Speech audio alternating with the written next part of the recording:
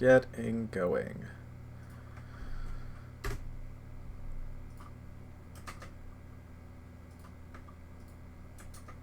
Let's make sure I have everything I need set up.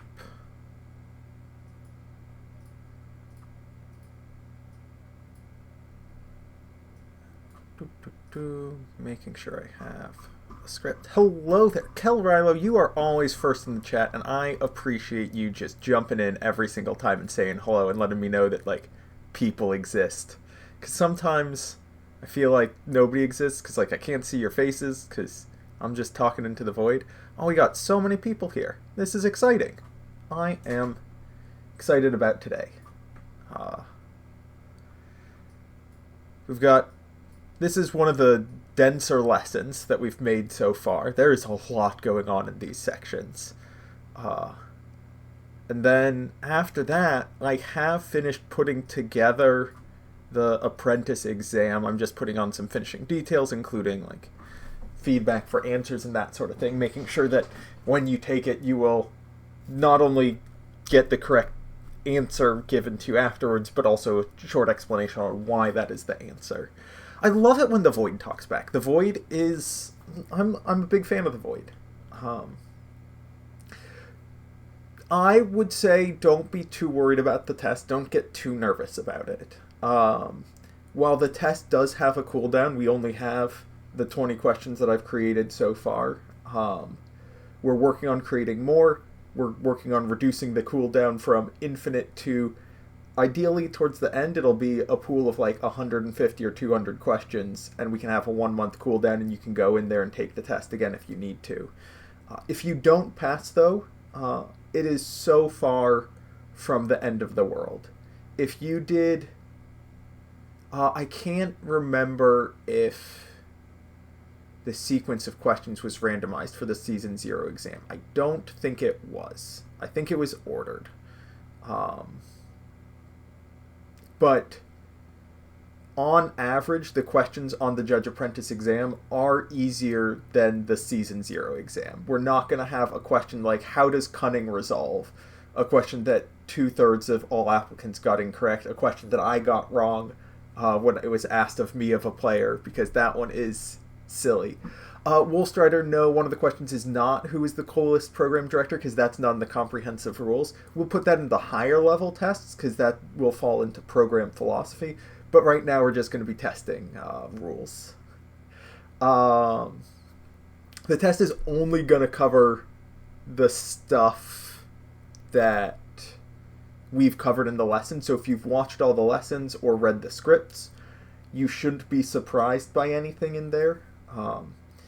Some of the stuff is a little bit... There's nothing that is too terribly complicated, and I think that most people who have been deeply enfranchised in the game have previous experience judging that sort of thing. You'll have no trouble at all with the exam. This is really designed as a first step, and the goal of the Judge Apprentice certification existing is for folks in 6 months or a year or 2 years or 5 years who are like, hey, I just started playing this game. There isn't a judge at my local store and I want to get into that. How do I do that? And this is just a nice, gentle on-ramp. Cheer up, emo kids. No, nobody mentioned a typo in the first question answer. And yeah, Wolfstrider, getting a new set of rules in here and overriding the old rules is real hard, and at some point I'm going to tell somebody that they can resolve their cryptic command in any order they want, and they can choose one mode after resolving another, and it'll be a problem. But I really want to know what the typo was in the first question and answer. Now I'm nervous, because y'all judge all of my work. Oh, that is a very good point, emo kids. It is the action phase that ends, not the regroup phase.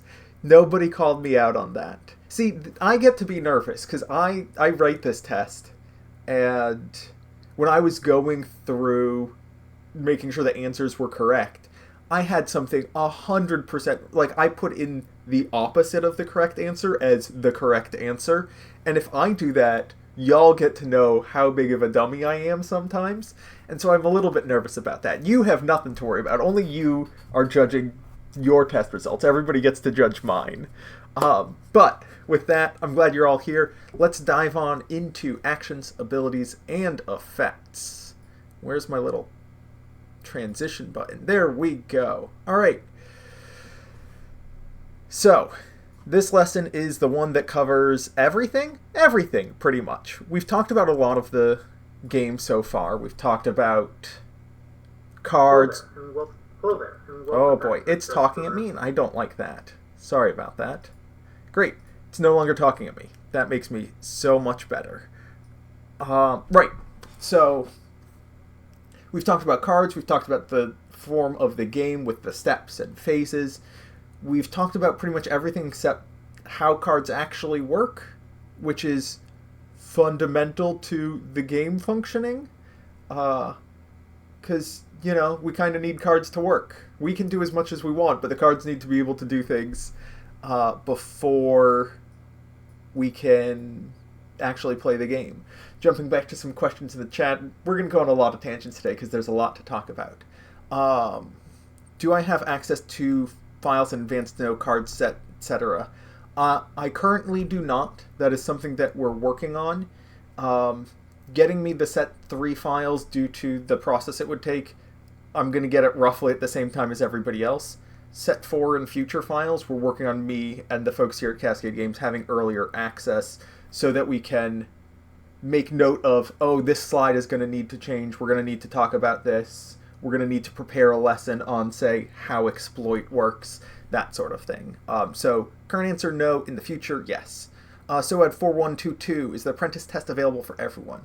Not yet. It will be available in about 3 hours. So after this broadcast, I'm going to make some final touches, put it up on the website. It'll be on its own page. I'm going to @, everyone in Discord when it's available because I feel like everyone cares about this. You will know when the test is available if you're paying attention in the Discord. And if you're here, you've been paying attention in the Discord. Or you subscribed to the channel, and that's real cool. Not that it means anything, we're not monetizing the channel anyway, but it feeds my personal ego. And that's what we're here for, right? Alrighty, let's move on and get back to teaching the game. Alrighty, the first thing we're going to talk about is how to play a card. In order to playing a card, you have to play cards from hand. That's the only place you can play cards from by default. Otherwise, you need an effect that lets you play a card from somewhere else. So Kylo's TIE Silencer is a great example, letting you play the card. Darth Vader lets you play cards for free from your deck. There needs to be a reason for you to play a card from somewhere else. Smuggle being a big thing. Otherwise, you have to play it from your hand. Cards can be played that have no effect. You can play Rival's Fall with no units in play. You can play Super Laser Blast with no units in play. It's weird coming from other games where you have to choose targets and that sort of thing, but here you don't. Colonel A17, does the test have a certain duration it will be open for? The real answer is functionally no. The snarky answer is at some point the website, the judge program, will ascend to a higher state of being, or we'll have the heat death of the universe, and the internet will no longer exist, and at that point, the test won't be available. But no, the Judge Apprentice test will be available in perpetuity. There will be a time at which we move it from Google Forms, where it will start, to the Nexus itself, and it will live on the Nexus. Its form might change a little bit. We might change the past score. We might change the questions in the test, that sort of thing. But the Judge Apprentice certification is going to be perpetually available unless we restructure levels in a significant way. Darkblade113, thanks for joining us. I appreciate the commentary and you being here. We're going to be looking at a different broadcast schedule in the future, and we're going to try and make it so folks in different parts of the world have some accessibility, and we'll talk about that at the end of this stream. Right, so, play cards from your hand. Cards can be played that have no effect. When you play a card, it's a new copy. That means it doesn't remember anything about it before. It will lose... If you have one Kira in play and you play another one, the new Kira will not inherit the first Kira's when played ability.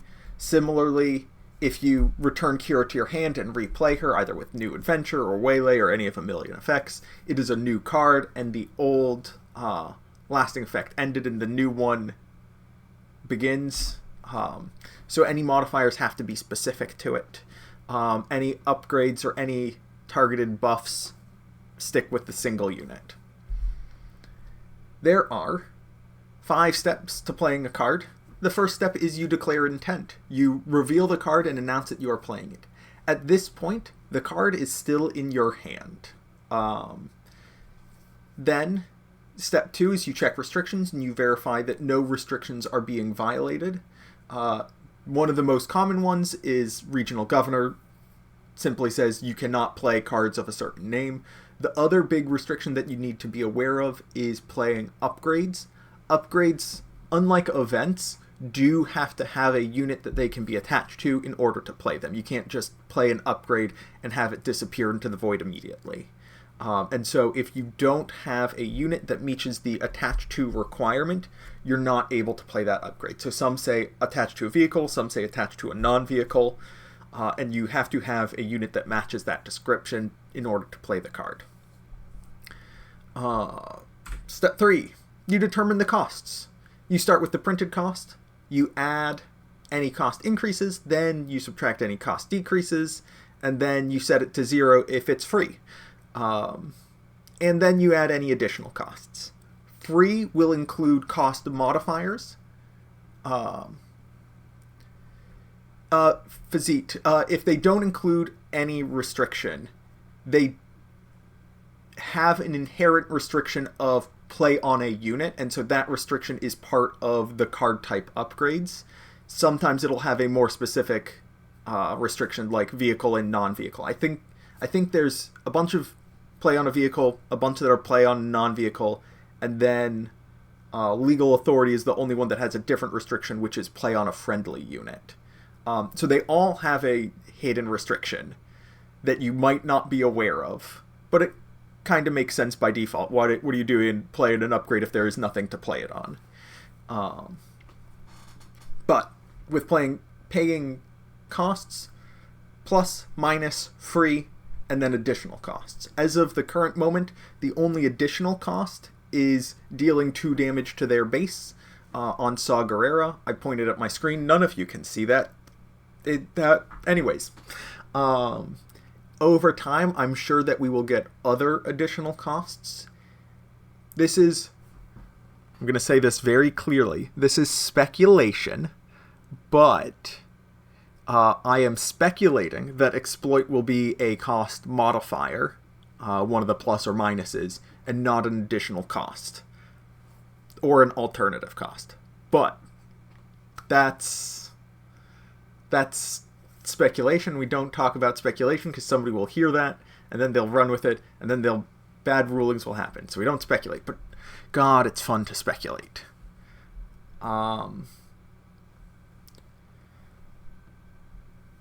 This is just talking more about these cost modifications. They do stack additively, so if you have 2 or more cost reductions or more than 1 cost increase, they will add up.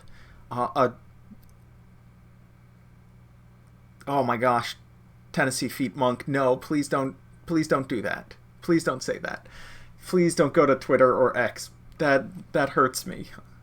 The free keyword does override any modifications, but it doesn't override any additional costs.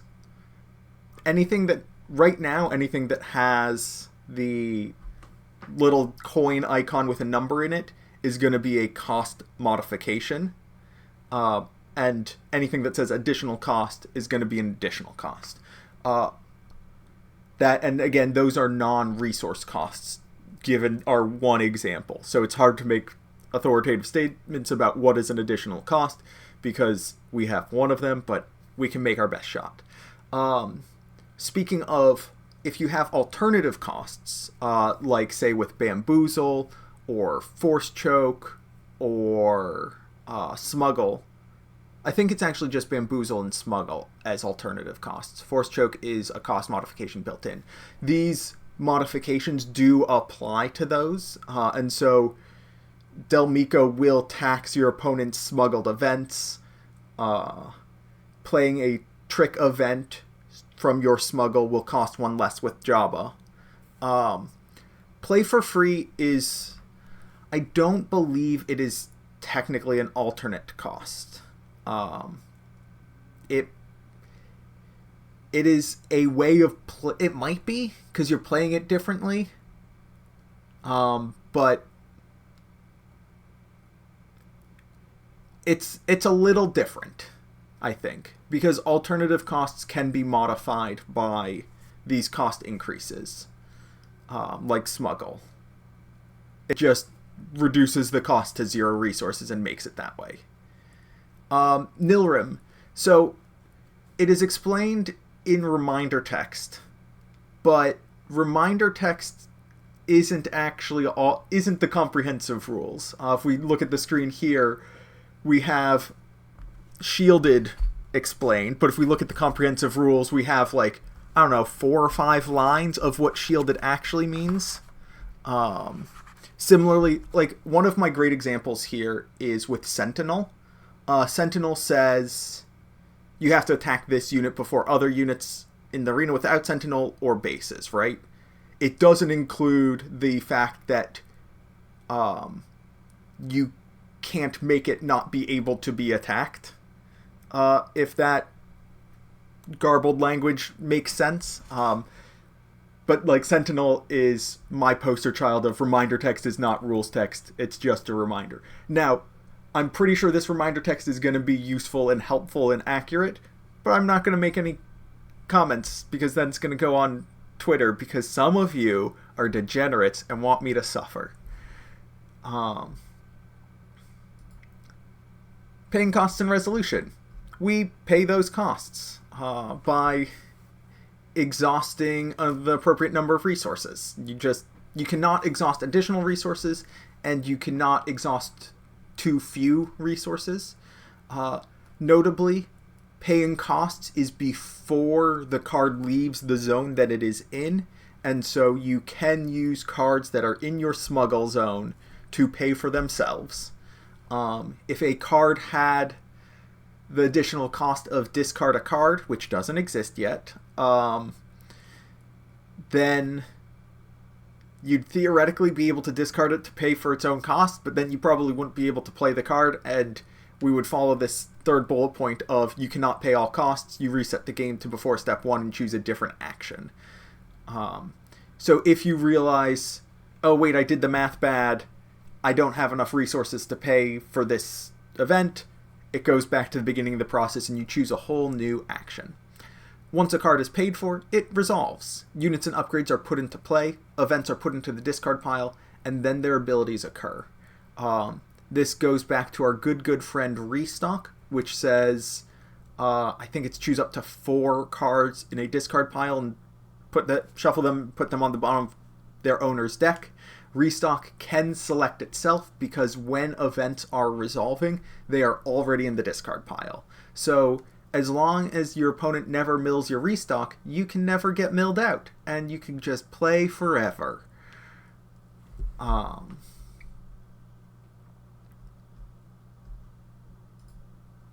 Triggered effects or triggered abilities occur after the abilities of an event occur or after the card is already in play. This is most notable with Bosk, Deadly Stalker, and with Crate Dragon.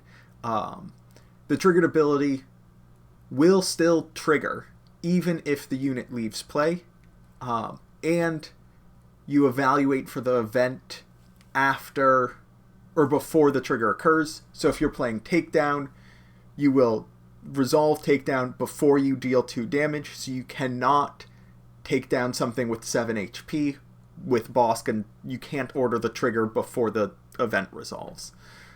Similarly, Crate Dragon just will always trigger because Crate Dragon is insane, and then it will resolve after the event has resolved. That means if you are at a relatively low life total, you can play Vigilance, choosing the heal mode, and Krayt Dragon won't be able to blow you off the face of the earth. Magnus Endore. So if Vader unit pulls a Cunning unit using his When Played, an opponent has Del Miko, you will pay 0 because it is free to pay. It is free to play. You do not have to pay the additional 1. Del Miko, I think, only taxes events, but if there is something that taxed your units, the free to play also gets around aspect penalties. Physique, yeah, I said not to use strange terms, and it's just so ingrained in my head, and my friends who don't play Magic where the term originated know the word, and so I feel like a lot of people know it, and I've seen some people using it in Star Wars Unlimited already. I know it's not quite a colloquialism. Mill is discarding cards from the top of your deck. Based off a card from Magic the Gathering, printed I think first in 1993, 31 years ago, called Millstone, and people are just like, this is now the name of the effect. Soad says, same applies to actions like Palpatine's leader ability, pay 1, exhaust, and defeat a friendly unit. If you don't control the unit, you cannot use his ability. Yes, if you cannot pay all of the costs, you cannot resolve an ability. No Breaks 58. I said not to speculate and then speculated about future cost includes discarded card. Yes, do as I say, not as I do, only I'm allowed to be a hypocrite. I apologize for my hypocrisy. I mean, Irilitho, up until like a year or two ago, in Magic, it was formally put cards from the top of your library into your graveyard, which is a whole lot. So at 4122, if my opponent controls Krayt Dragon, if I play a unit, he cannot target that unit to deal the damage. So targeting doesn't exist. The trigger will occur when you play the unit will be in play, and then the triggered ability will resolve, and so they will be able to target it.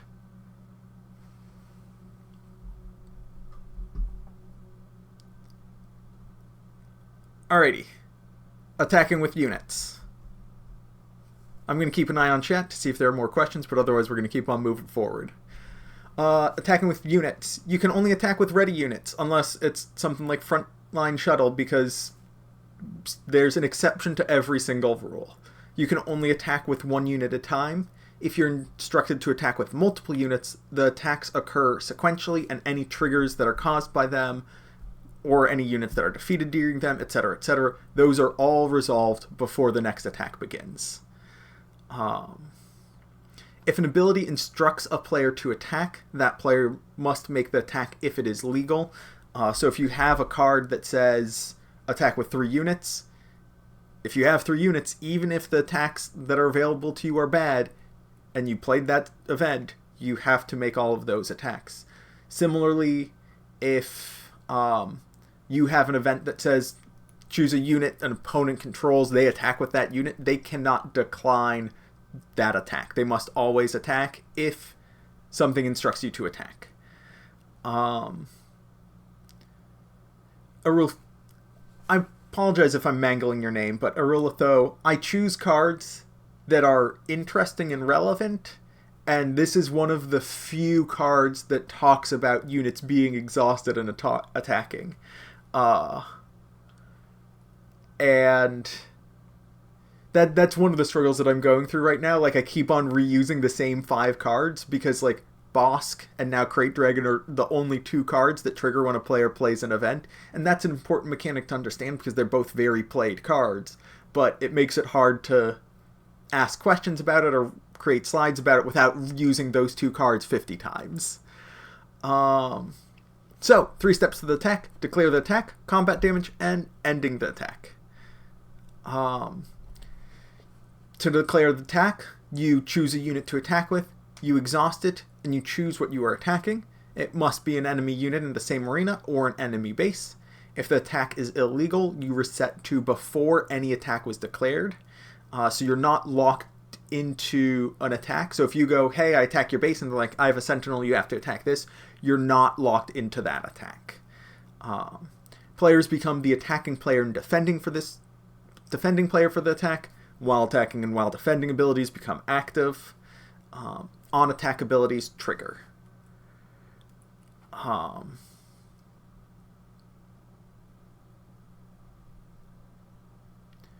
The while attacking and while defending abilities are lasting abilities, and those become active as soon as the unit becomes an attacking or defending unit, whereas on attack triggers will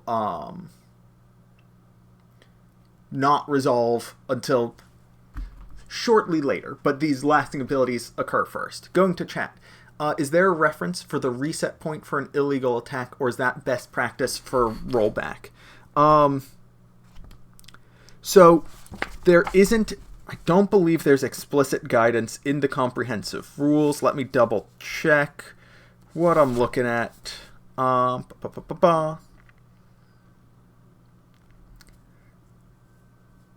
So it says you have to attack a unit with Sentinel in, 6.3.1e, for those of you who are reading the document along at home. But what's happened here is a player has made an illegal action. They've been like, hey, I'm attacking this thing. And in the rules for both abilities and for playing events, there is language that says if you do something that's illegal and the game state recognizes it and you recognize it before completing the action, as mentioned before, not being able to pay all the costs, it's rewound to before the action is declared. There's nothing explicit currently in the comprehensive rules. However, in my conversation with the folks at FFG, they're like, yeah, this falls into the same philosophy of if you play an event and then you realize it's illegal, you're not locked into it. If you make an attack and you realize it's not legal, you're not locked into it. We want you to do something legal that you want to do.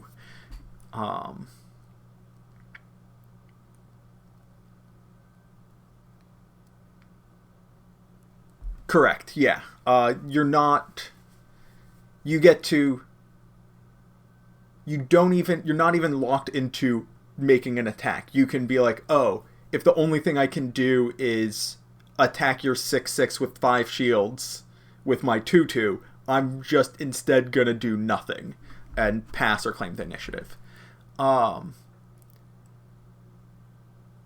Zero, can you roll back your action if your opponent is okay with that? That is a very loaded question that goes into policy philosophy a whole lot. It depends to some degree on where you're playing. At home, you can do whatever you want. The comprehensive rules are a suggestion at home.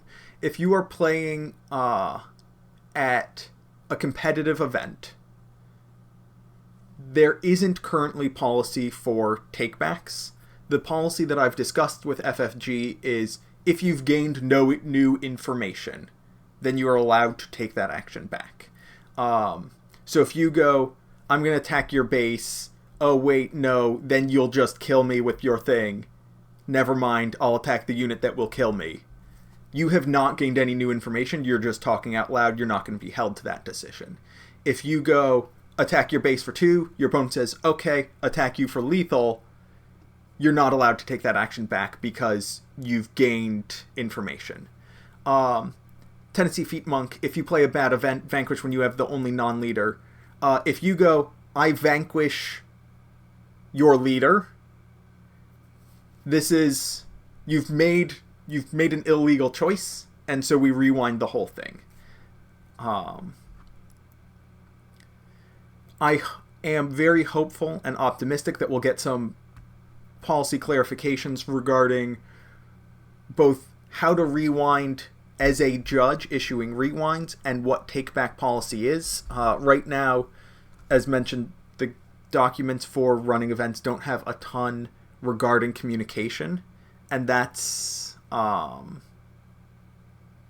something that is going to be developed over time. I know that the folks at FFG are working on it. We want to make sure that players are doing something that they want to be doing.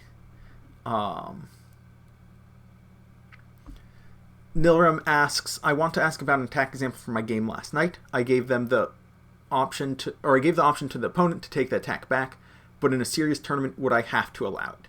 He attacked with a unit into my unit, thinking he would defeat my unit. He miscounted the health left plus experience tokens and upgrades. So information on the board is in a weird place. If the information isn't clear, and players aren't aware of what's going on, for example, if you had an upgrade on a card and it was like the power and hit point modifiers were not visible because it was just the name of the card, like Jedi Lightsaber is tucked under and that's all you see at the top of the card and you don't see the hit point modifiers, it's very reasonable that a player doesn't include that in their calculations because they don't see those modifiers. Or if you're using dice for both damage and experience counters, and the red ones are damage and the blue ones are experience counters, there might be some confusion. Players should always clarify, and so policy regarding communication is very difficult, and I can't make judgments without being at a table. In other card games, decisions regarding, or judge calls regarding reversing decisions are something that we say consult with another judge. You always consult with another judge on reversing decisions because one way or the other, somebody is going to be unhappy with the ruling, either the player who feels like they're locked into a bad decision or the other player will feel like their opponent got a freebie and got to make a mistake and take it back, whereas they should be held to that mistake. Nobody enjoys, like, somebody's going to be very unhappy with the outcome of the ruling. And so it's something that you need to be very careful with. But if you just don't allow it at all, you make players play extraordinarily slowly because they want to consider every possible option and they're not allowed to say, oh, whoops, immediately.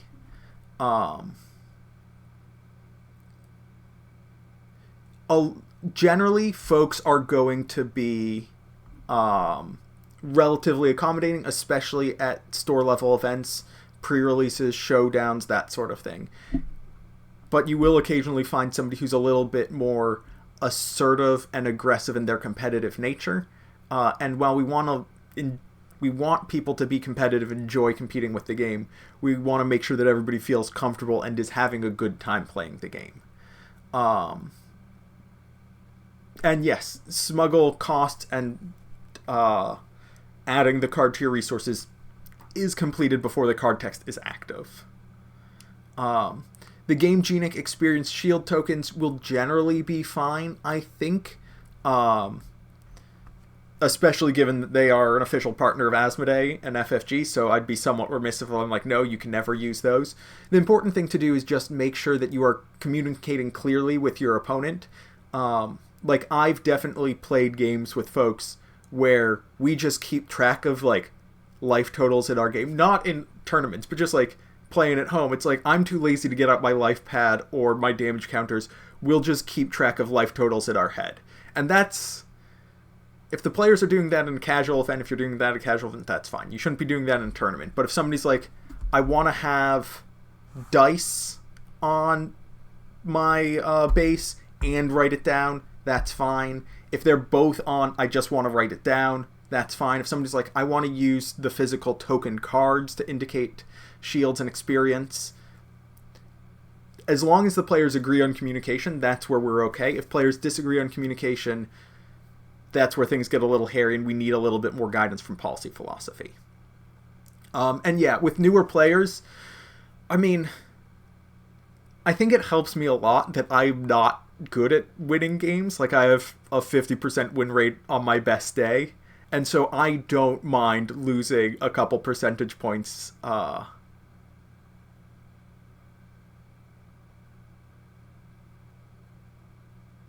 just helping somebody out and making sure they have the best time. Wolfstrider asks, quick question for better understanding. So player can play Rivals Fall with no units in the play area. Does this follow with cards like Waylay, Fell the Dragon, or Takedown? Yep, absolutely.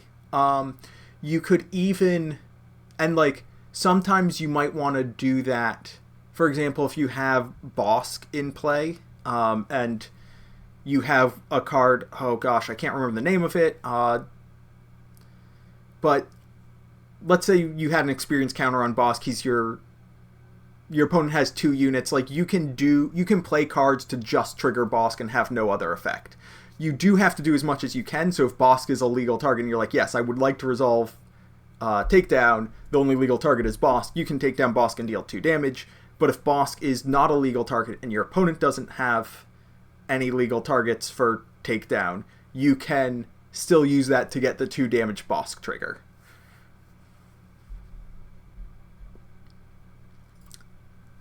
Alrighty, I'm going to hang out for another couple seconds before going back to declaring attacks. Yes, Fizzy, to effectively pass without passing. By playing a card and it doing nothing, the game state is still changed because resources are exhausted and a card has changed zones. I think Unit Leader Han 2 and Unit Leader Fennec Shand are the only 2 action abilities that you can't choose to do nothing with because they don't otherwise change the game state. But everything else you can do and just have no effect. You can activate, for example, a Bib Fortuna and not play any event with his ability just to, like, pass without passing. But back to attacking. So, while attacking and while defending abilities become active, on-attack abilities trigger. Then, the attacker and defender deal damage to each other. Any other damage is not combat damage, even if it happens during combat. So any damage, say, off of a Darth Vader leader trigger is not combat damage. Greedo dying during the combat damage step and dealing damage to a unit with the trigger is not combat damage.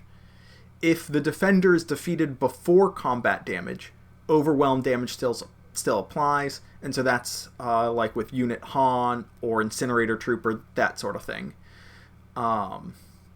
With their pseudo first strike ability, which I'm stealing from Magic. I'm sorry for those who are not familiar with that term, but it's just the deal damage first in combat keyword from that game.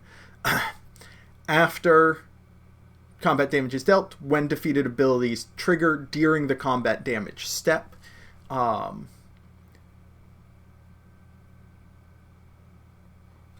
Fazit, you cannot use Fennec, and you cannot use unit side Fennec's ability and not play a card because you have not changed the game state. You can use leader side Fennec and not play a card because you've changed the game state by exhausting her. So with hidden information, do as much as possible. You're allowed to not play a card. But because you're not changing the game state with unit leader side, that is not allowed. If that distinction makes sense. So you can activate Fennec Shand, leader side, and do nothing to pass priority. Or pass turn. You cannot activate unit leader side and do nothing. So when defeated, triggers occur. When this unit attack and defeats a unit, triggers. When this unit deals combat damage,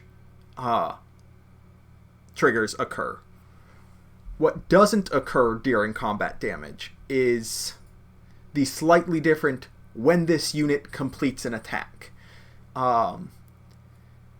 Players cease during the ending attack step. The attacking player cease to be attacking player and defending player. Units cease to be attackers and defenders. And if they're still alive,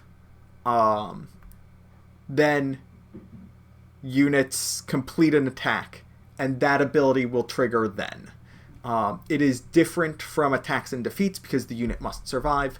With Jango Fett, who is right here and says when this unit attacks and defeats a unit, Jango Fett can die in that combat because he has still attacked and defeated a unit.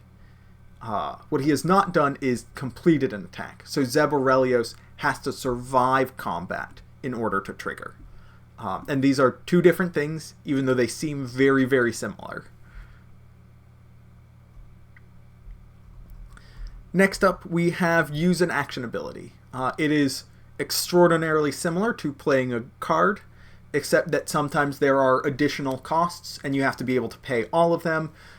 For Grand Moff Tarkin, pictured here, you have to pay the one resource and exhaust the unit. If you're not able to exhaust the unit, you can't pay the cost. All costs must be paid to activate an ability. Alrighty. Types of abilities. There are action abilities, which we've seen on cards previously. They say action on them, and it's really handy. We have constant abilities, which always apply while in play. The Raid 2 is a constant ability that provides a lasting effect, and this unit can't be captured, damaged, or defeated by enemy card abilities is a constant ability. Does using an epic action with less resources than required constitute changing the game state? You mean to deploy a leader? Come on, slides. Interesting. I need to look at the rules for deploying a leader, but I'm pretty sure you can act. Yeah, so I don't believe having the resources is a prerequisite, and so yes, you've changed the game state by activating the epic action. You can no longer use it again. Like if you activate ECL, Energy Conversion Lab, and if you don't play a card from your hand, you have changed the game state by expending the epic action. Lurking Tie is all sorts of things, but we love it because it gives us interesting questions. And oh boy, if I were to write an L1 or L2 test today, like a third of the questions would be about Lurking Tie Phantom, a bunch about Bosk and Crate Dragon. Someday another card will have this effect, and then I will have 2 cards to write about. But the whole text of Wedge Antilles, each friendly unit gets blah blah blah, that's all a constant ability. Ambush is a keyword triggered ability. All that sort of great stuff. Keyword abilities are bold red text indicating a complex set of rules, which are half a page, or maybe even more. Constant abilities simply just apply constantly while in play. Kalantares, in Magic, you could always tell that something was an action ability by the presence of a colon. Is that the same in Star Wars Unlimited? Yes. Not only do they have that nice colon, but they also have the word action just in the ability itself, or epic action for that subclassification of actions. So it will not only have the colon, it will also say action, which makes it very clear. What is the interaction between Overwhelm and Fett's armor? Will Boba always survive since Overwhelm only applies enough damage to kill him? Let me double check Fett's armor. But I believe... So the way Overwhelm is calculated is you deal lethal... The unit has to be defeated effectively before any damage goes on to the base. So if you have a shield, the shield will prevent all of it, no matter how much damage. So it's not like I'll assign 3 damage to something that has 3 health and a shield and overwhelm the rest. It's you assign all of your damage because you do not have enough damage to defeat the unit. Similarly, Chirrut will always soak all damage from Overwhelm because there's not enough to kill him. No amount of damage is lethal damage for Chirrut. And then, yeah, with Boba Fett's armor, it will account for the prevention effect before Overwhelm damage is calculated. It's different than it is in other games. Cough, Magic the Gathering, cough. But that's great. We like different things. It adds some unique stuff, and it lets us stretch our brains, and it plays out differently, and that can be good. Alrighty. Right. Types of abilities. Triggered abilities. Trigger conditions start with when or on. So on attack, when played, when defeated. They're always going to be bolded and also have a colon. So actions are bolded action, colon. Triggers are when played, colon. Or pretty much anything that is bolded black text and not an action probably going to be a trigger. They're going to start with when or on. Some keywords like shielded and restore are indicative of triggers. Cards must be in play when the triggering condition occurs, but can be in the discard pile as they resolve. That means that Death Trooper can defeat itself with its damage and continue to resolve, dealing damage to the enemy unit. When a Gideon Hask can defeat a unit simultaneously, like die as it is defeating a unit and still trigger, because it is not defeated until the enemy unit is defeated. They're defeated at the same time. When defeated triggers, obviously the card is in the discard pile when they are defeated. Cards that say at the beginning of step or phase, those are delayed effects and are not triggered abilities and are treated slightly differently. They function in a lot of the ways the same, but they're not triggered abilities. Also, for a little dip into policy, this isn't something that you need to know as a Judge Apprentice, and it's not super critical for L1 either, but I want to just get it out there because I know a lot of you are some of our more invested crowd. You do have to remind your opponent of their triggered abilities.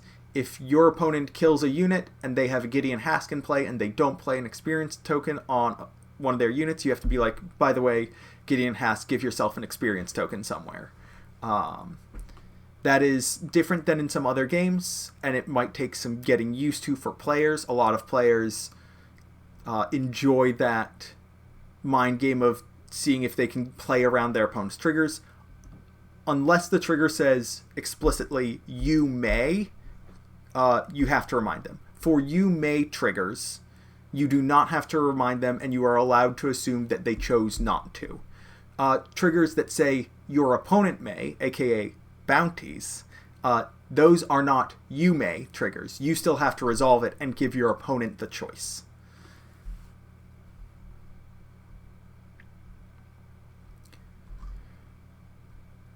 Triggered abilities will sometimes occur simultaneously. In this case, with a Super Laser Blast, Yoda and Black One are defeated simultaneously. They both have when defeated triggers. You may want to resolve, for whatever reason, Yoda first or Black One first. You probably want to have Yoda resolve. So bounties say, when this card is defeated, an opponent may claim the bounty effect. Even though it has the word may in there, you, as the person controlling the unit with the bounty, still have to let them know about their opportunity to resolve the bounty. So it is your trigger, but they are in control of whether or not they get the effect, the reward. Does that make sense?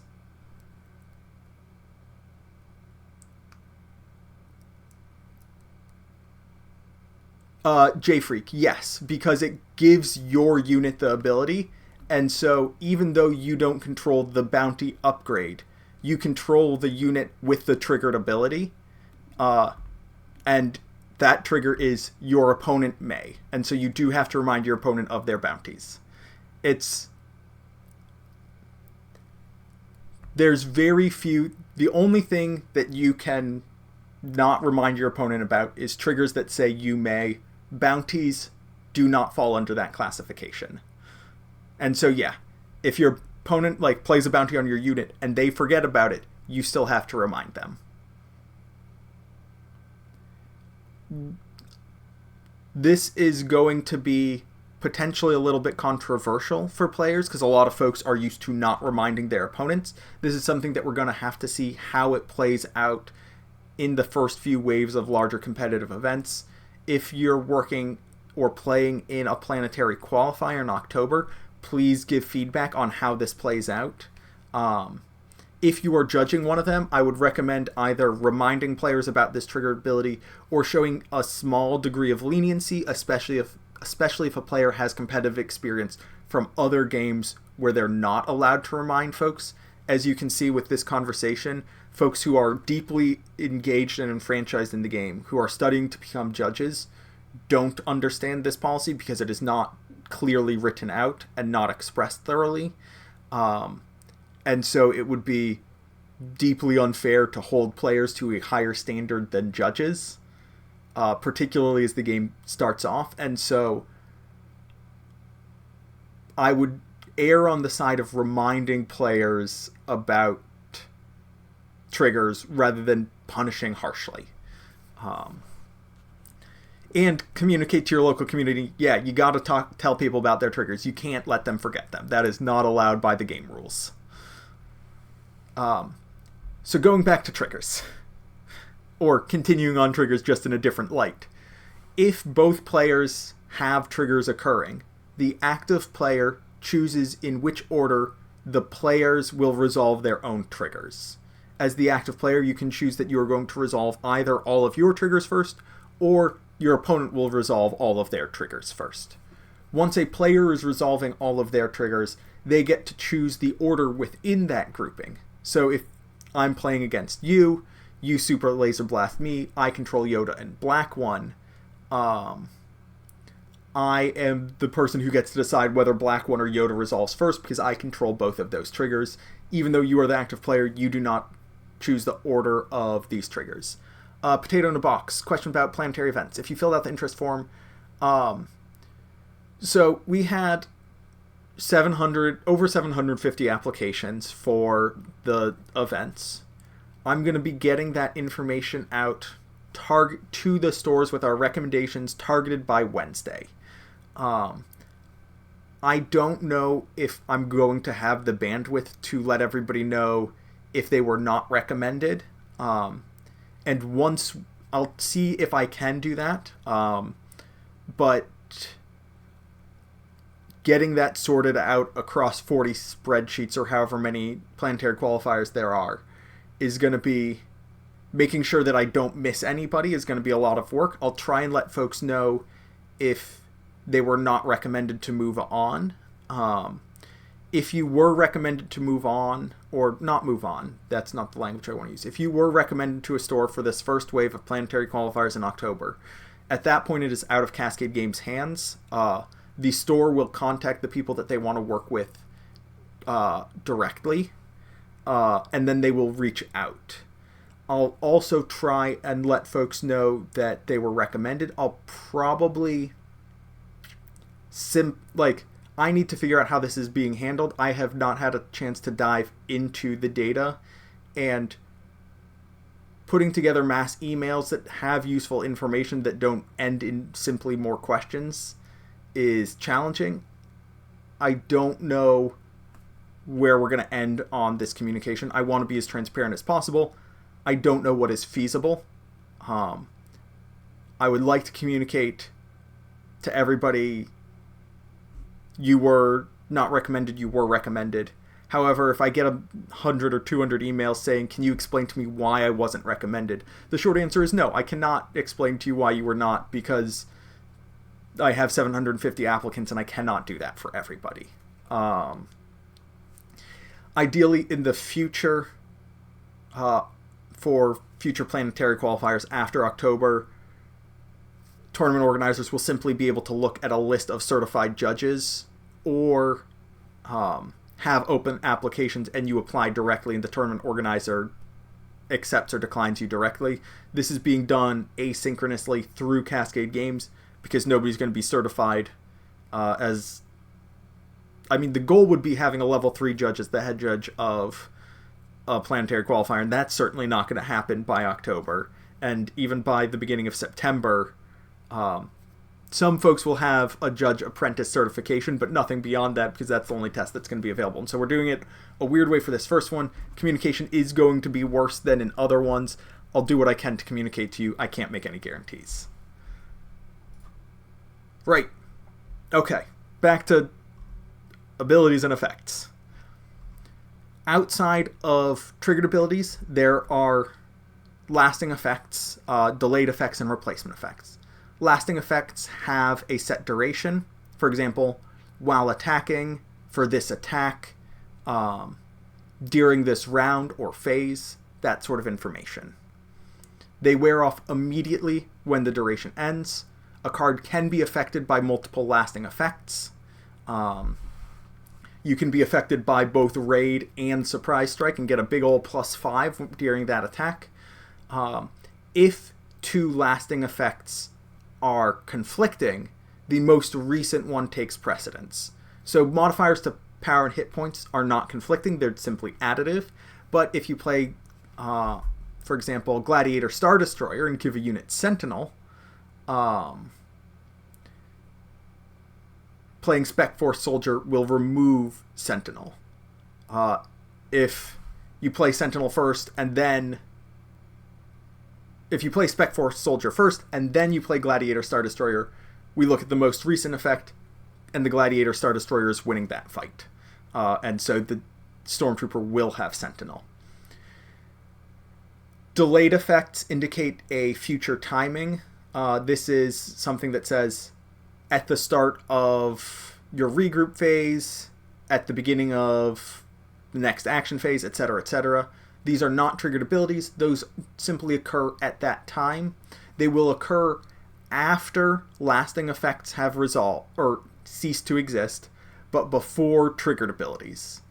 And then replacement effects simply change how an effect resolves. It might say, the most common one is shields. Instead of a unit taking damage, no damage is dealt. This means that any triggers that would occur based on damage being dealt instead do not trigger because no damage has been dealt. Boba Fett's armor is another replacement effect where it replaces damage with that much damage -2. If you're dealing 2 damage and against Boba Fett wearing Boba Fett's armor, that 2 damage will be prevented, and anything that triggers when a unit deals damage won't occur. So something like, I believe, Heroic Sacrifice, which triggers when a unit deals combat damage. If that damage is prevented, say, due to a shield, that trigger won't occur, because the effect that it was looking for never happened because it was replaced. And that's it. There's a whole lot of more detail in actions and abilities and effects. There's a lot of stuff in the comprehensive rules. We're going to go deeper into that in the level 1 lessons eventually. So that is it for our 6 Judge Apprentice lessons. The first exam is going to be available in approximately, at this point, 2 hours. I'll make sure to drop it in the Discord. It'll be available on the lessons page on the Nexus. This one is going to be a little bit more dynamic, and it's going to be a little bit more open.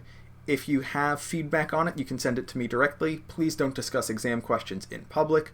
Once folks have passed the test, you can talk to people directly who have also taken the test, because it's going to be the same pool of questions. All of these reminders are going to be in the exam. Speaking of lessons and that sort of thing, starting with the level 1 lessons, we're going to release the first level 1 lesson on Monday, and then we're going to release the second one on Thursday. We're going to go down to a cadence of 2 lessons a week instead of 3 for level 1. I sketched out 17 lessons, which would mean 9 weeks of lessons before level 1 is complete. However, the game concepts lessons was split into 2 because it's a very deep topic and I talked a whole lot. And so it's going to be between 8 and 10 weeks until level 1 is ready. And then we're going to take a look and see what we need to do educational-wise for level 2. We'll probably see the first level 2 educational content in November, December at the latest, and that certification we're targeting to have available in February to March, roughly. As Iruletho says, Magnus and Dorai, there is no deadline for starting the Apprentice test. The only thing that might happen is eventually it will move from what will be its home on Google Docs and being a Google form where I have to manually import everybody's level to existing on the Nexus itself with automatic grading and link to your account and all sorts of great stuff. That is something that our web dev is working on. It's one of our higher priorities so that we can get effective testing in. But it is going to be evergreen and it will exist forever. Fazit, will the level 1 test be available before that for those that might think they know the stuff already? Unfortunately, no. To develop the test effectively, I want to make sure that all of the content in the test is covered by the lesson, because I don't want to test somebody on something that we haven't taught them. It's unfair to be like, hey, we taught you all of these things, and we're going to test you on some different things. However, or as an extension of that, I am working on developing those lessons, and if I can get ahead of the curve enough and complete all of the level 1 lessons before they're all due to be published, then I will jump on creating the level 1 test sooner rather than later. However, again, there's a lot of other like small quality of life things that I want to do, like turning these broadcasts and the lessons into a podcast that people can subscribe to, doing some quality of life stuff, improving the quality of the lessons so they're a little bit more engaging than PowerPoint slides with voiceover. That sort of thing is on the wish list. And I have to balance that with making sure we get stuff out on time. So it's very unlikely that the level 1 test will be available earlier. How long after taking the Apprentice test will you know if you passed? And will there be an Apprentice-only Discord channel to discuss the questions afterward? So when you take the test, you will get the answers in your inbox, and you'll be able to review the test on Google Forms immediately, and so you will know immediately what your score was. I believe the passing grade is going to be an 80%, which means you're going to have to get 16 out of the 20 questions correct. And so you will know pretty much as soon as you finish the test whether you passed or failed. I'm currently not planning on creating an Apprentice-only Discord channel, simply due to the fact that for now I would have to first manually add everybody's Apprentice level on Nexus and then manually confirm their Discord handle matches what they say it is. And so it'd be a complex manual process to create that Discord channel. I would like to have something like that eventually. I would like to have these channels for higher levels. Getting integration with the website and levels is something that we'd like to have. If a bunch of people are like, hey, can we have a Rules Advisor channel? I will see about putting the time into creating that, even though it will take me some time to manually set that up. The level 1 requires 2 casual tier events. Can they be prior to August? Yes, absolutely. I will even include if you were part of running demos before release. If you help run demos at Gen Con in 2023, as long as you have been at an event organizing players and explaining the rules to people, that counts as a casual tier event. It doesn't even need to be casual tier event. It can be an unsanctioned sort of thing as long as it's an event. Astic Zero, yeah, it's going to be 20 questions with a 80% passing score, which means you need to get 16 out of the 20 questions correct. The test will be open book, and that information is going to be in the header of the exam itself. You're going to have access to the lessons, to the comprehensive rules, to the quick start rules, and to card databases as you take the test. The only thing that you're not allowed to do is like go into the Discord and be like, hey, I have this weird question that I just came up with myself. What's the answer to the test question? Don't do that.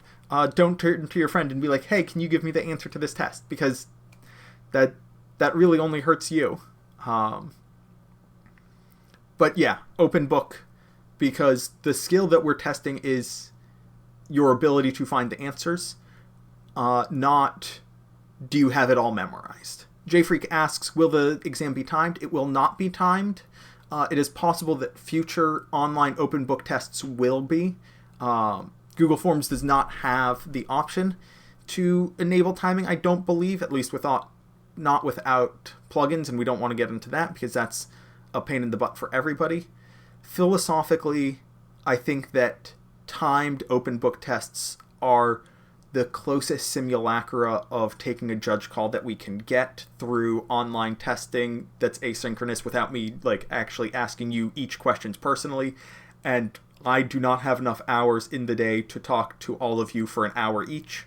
I would love to, but I simply do not have that time. So the current one, no, it is not timed. Future ones may be timed. The time will be somewhat generous, and it will be flexible depending on the feedback that we get. We got any other questions about either the lesson, level 1 lessons coming up, or the exam coming out later today?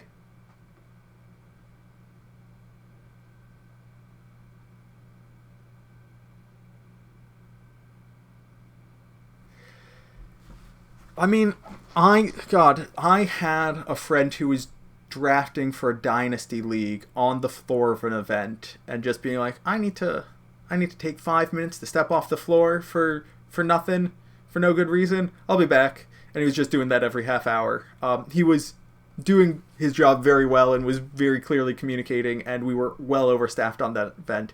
And most of the time he would set up his auto queue draft and only needed to step off when he needed to re-queue. But yeah, Fizzy, I could talk about judge policy and rules for hours. I mean, you've seen me doing it on these broadcasts and in these lessons.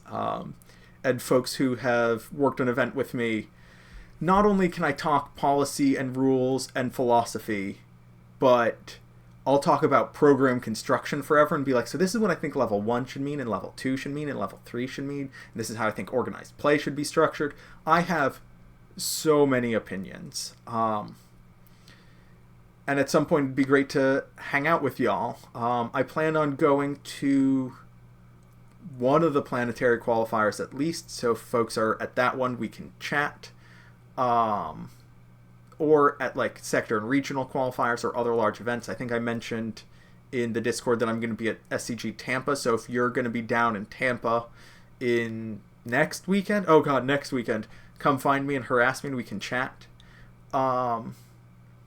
Wolfstrider asks, will we ever see a banned or restricted list in the future to worry about, or ever erratas? I can't speak with authority on that. From my understanding of the philosophy of the designers, which I know is couching this a lot, they would prefer to do banned and restricted as opposed to errata. Changing how physical cards works is very unfortunate. Doing rules level errata, like changing how leaders count as leaving play and coming into play, they're comfortable with doing rules level errata for something significant. They don't want to, for example, change Avenger from a 9 cost to a 10 cost, is my understanding. Just because if you play the one that says 9 and I play the one that says 10, that's just a place where confusion can come up. I have also talked to some people at Asmodee, not necessarily decision makers or designers, about the Living Legends policy from Flesh and Blood. I don't know if any of you are familiar with that, but every event winning an event with a hero in that game, or effectively a leader, earns that leader some points. And so any competitive event, so if you win a planetary qualifier with Boba gets 1 point. If you win the Galactic Championship with Boba, he gets 300 points. When a leader gets to 1,000 points, they move to legendary status and can only be played in the legendary format. And so that means if a card is an outlier, and if a leader is a very good leader, then it will eventually rotate out just by winning enough tournaments. I don't know if that's correct for Star Wars Unlimited. I think it's a very cool way of doing it, because that information is publicly tracked and is available, and so you can decide whether or not you want to invest in a card that you're worried about no longer being available.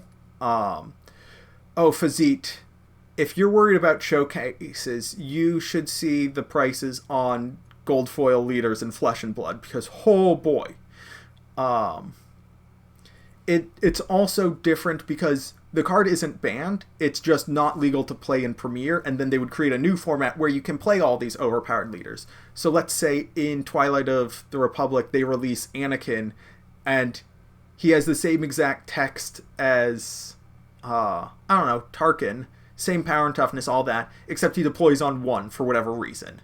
Uh, and he immediately moves to this legendary status. You'll still be able to play Anakin in the future and in this other format that has more broken stuff. It's just a home to all of the overpowered stuff. Standard rotation that a lot of other games have, or Premier rotation, that comes with its ups and downs. Again, this is me just speculating wildly on game design things. But they're considering rotation, banned and restricted lists, and something like... I mean, I mentioned Living Legends to them, and they're like, oh, that's an interesting idea. We should look into that because that seems fun. Yeah, this is absolutely beyond our ability to tell people, like, I don't know, and I can't help you. But I can speculate about it, and that is my specialty. For smaller stores that have... Kalantaris asks, for smaller stores that have only one judge, how will that be different than larger places with multiple judges? So, for casual tier play, judges are not required. It is only for official competitive tier play that judges are absolutely required. So that means planetary qualifiers and more competitive events. If you don't have a judge, that's okay. It makes me a little sad to have a store without a judge. I think judges add a lot of value to local communities. And having other judges around you as a judge helps you get better because they think about the game in the same way that you do. Having a bunch of players, they'll ask you good questions and that will help you grow. But they're less likely to have a feedback-oriented mindset.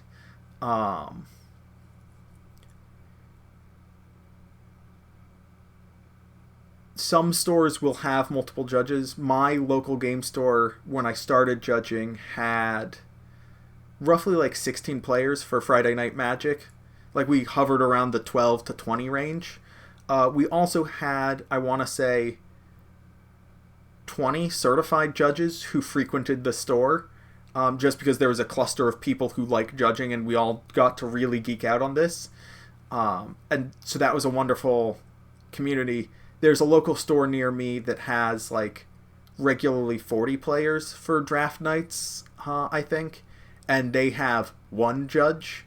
But judges are a fluid commodity. Like, judges aren't beholden to any one store. One judge might work at 3 or 4 stores.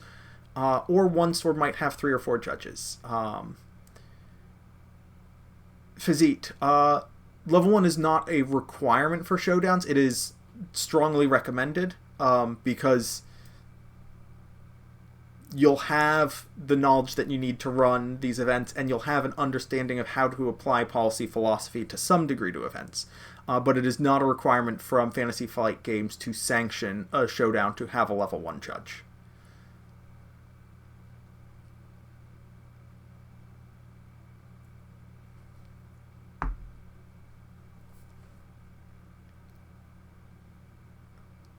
Yeah, you can absolutely, like, Wolfstrider, judge... A gun for hire is one way of putting it. So a lot of people have been like, are we Jedi? Are we Sith? The real answer is that we're Mandalorians. Like, we're going out here, working for the highest bidder, finding justice in the world, and carving out our own little empire where the rules are the rules.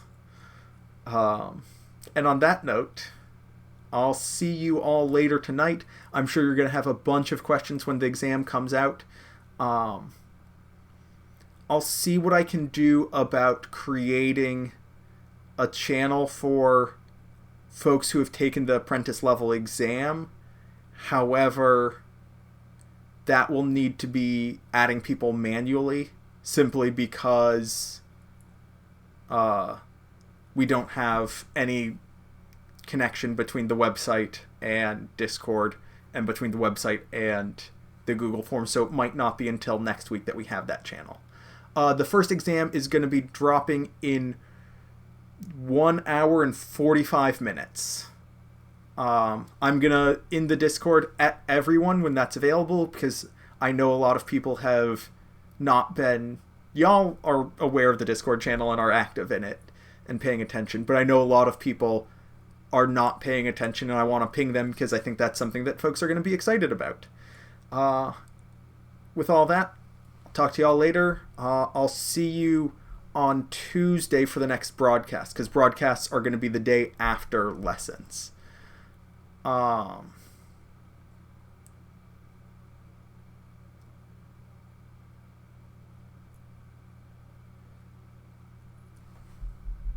Sorry, I'm just reading Potato in the Box saying you can make an admin-only channel where people who pass can drop their pass screen and then you can manually add the role. That's a possibility. However, I don't know how long it would take me to add potentially several hundred people manually. So I'm trying to figure out ways to semi-automate it. It might just be me doing some like Google spreadsheet imports and having Discord name be part of the exam so that I can get that information added as a role, and then just copy that spreadsheet over. Anyways, I will absolutely sign a This Is the Way or any card you want me to. Just as a reminder, though, policy says you're not allowed to use it because I'm not an artist. We'll see how that goes. Anyways, I'll talk to you folks later. Have a good one.